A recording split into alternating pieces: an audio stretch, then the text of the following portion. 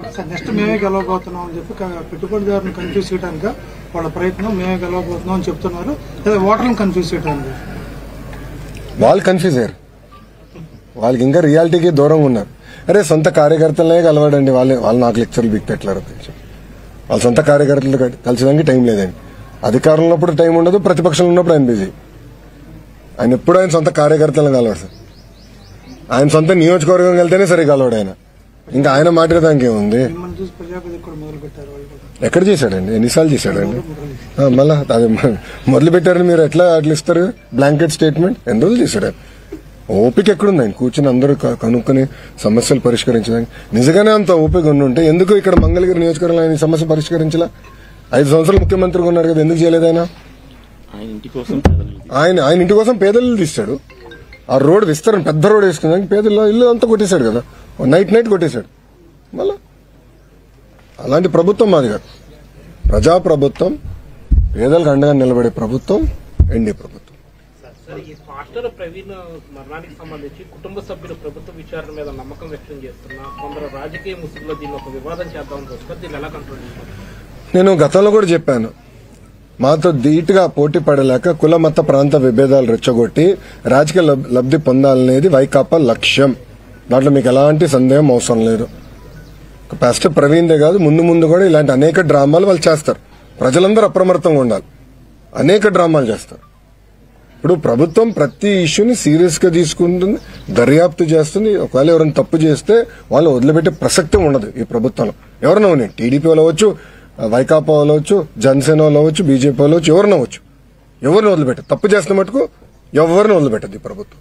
అది చాలా క్లారిటీగా లా అండ్ ఆర్డర్ విషయంలో గౌరవ ముఖ్యమంత్రి గారు చాలా క్లియర్ గా ఉంది. అవునండి, ఎందుకు పనిచేయకూడదండి? ఎందుకు పనిచేయదండి? రెడ్ బుక్ లో ఏముంది? ఎవరైతే చట్టాన్ని ఉల్లంఘించి ప్రజల్ని కార్యకర్తలను ఇబ్బంది పెట్టారో వాళ్ళు వదిలిపెట్టను అన్నాను. అంటే వాళ్ళు చట్టాలు ఉల్లంఘించినట్టే కదా. చట్టాలు ఉల్లంఘించిన వాళ్ళపైన యాక్షన్ తీసుకున్నాం. అదే రెడ్ బుక్. యాక్షన్ తీసుకుంటాం, దాంట్లో ఎలాంటి డౌట్ లేదు. ఇది రాజారెడ్డి రాజ్యాంగం కాదండి. గేట్లకి తాళాలు కడతాం, ఏం తప్పు చేయనోడి పైన దొంగ కేసులు పెడతాం. అది ఎప్పుడు చేయలేదు. ఈరోజు జగన్మోహన్ రెడ్డి గారు ఫ్రీగా తిరగట్లేదు. Z+ సెక్యూరిటీ ఉందండి. అరే పవన్ అన్న కన్నా ఎక్కువ సెక్యూరిటీ ఉంది ఆయనకి. భలే ఉన్నారు. పవన్ అన్న కన్నా ఎక్కువ సెక్యూరిటీ ఆయనకు ఉంది. పవన్ అన్న classification Z category, Jaganmohan Reddy గారికి Z+.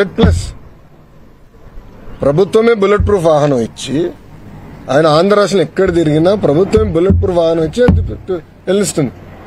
ఏనాడు ఆయన గేటుకి మేము తాడు కట్టలేదే, ఏనాడు ఆయన చేయాల్సిన కార్యక్రమాలు మేము అడ్డుపడలేదే, పర్మిషన్ ఇవ్వకుండా మేము పోలేదే. ప్రభుత్వం చాలా క్లియర్. ప్రజాస్వామ్యంలో ఆయన చెప్పాల్సిన చెప్పుకోనండి, దాన్ని ఎట్లా తిప్పుకోవటం మాకు తెలుసు.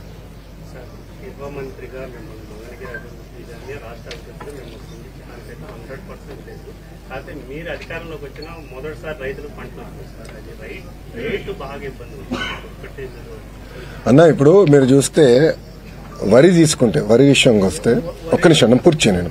వరి విషయం తీసుకుంటే గత ప్రభుత్వం పెట్టిన బకాయిలన్నీ చెల్లించాము. మన ప్రభుత్వం కొనుగోలు చేసినంత డబ్బులు ఇచ్చేస్తాం జరిగింది. ఇప్పుడు మిరప ఉంది, కొన్ని వేరియంట్స్ కి తక్కువ వస్తున్నాయి, కొన్ని వేరియంట్స్ కి ఎక్కువ వస్తున్నాయి. అది కేంద్ర ప్రభుత్వం ఇంటర్వెన్షన్స్ 11,500 కింద చేశాను. పసుపు నేను మానిటర్ చేస్తున్నాను. నేను పర్సనల్ గా పసుపుని నేను మానిటర్ చేస్తున్నాను. ఈ 2-3 రోజులు ఆర్టికల్స్ కూడా నేను చూశాను.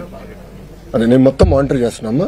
దానికి ఒక కమిటీ వేశారు. అంటే మనోహర్ గారు, అచ్చెన్నాయుడు అన్న వీళ్ళందరూ కూర్చుని వాళ్ళు కోఆర్డినేట్ చేస్తున్నారు. ఇది ప్రతి కేబినెట్ మీటింగ్ లో కూడా మేము డిస్కస్ చేస్తున్నాం. రైతులు నష్టపోకుండా చూసుకునే బాధ్యత ఎన్డీఏ ప్రభుత్వం తీసుకుంటుంది.